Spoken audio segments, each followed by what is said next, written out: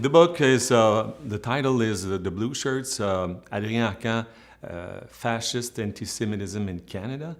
And it's about Adrien Arcand was a leader of a movement in Canada in the 30s. And Blue Shirts was the name of the nickname of his movement, Les Chemises Bleues in French. And I studied fascism in Canada like I would say 20 years ago, to be honest, quickly. When I was young, I was raised in Valleyfield, Quebec, not far from Ontario border, I can say. And there was an island on the St. Francis Lake, on the St. Lawrence, and that island was owned in the 30s and 40s by a doctor, very mysterious doctor. He was a very strong fascist, anti-Semite person, and who financed Adrien Arcand's movement, Adrien Arcand's newspapers. So newspapers that were published in the 30s, in the 40s in Canada.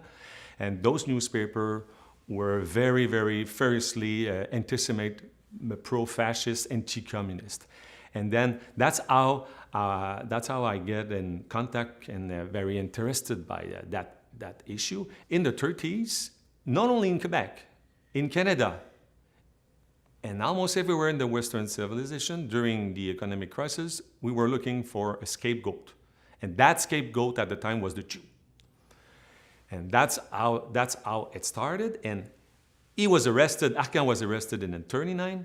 And after he spent the Second World War behind bars, and when he was released in 1945, he started again to connect it with still anti-Semite and fascist leader all around the world, even after the Second World War.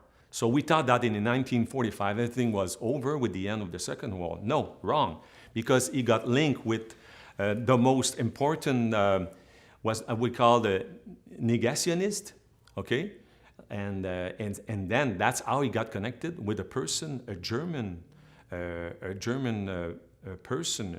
man who immigrated in Canada. His name was Ernst Zundel.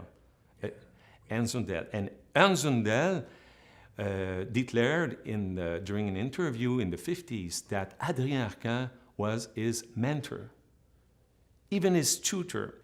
It's important to publish that book in that period of in this period, especially where you see in Europe the extreme right movements coming back.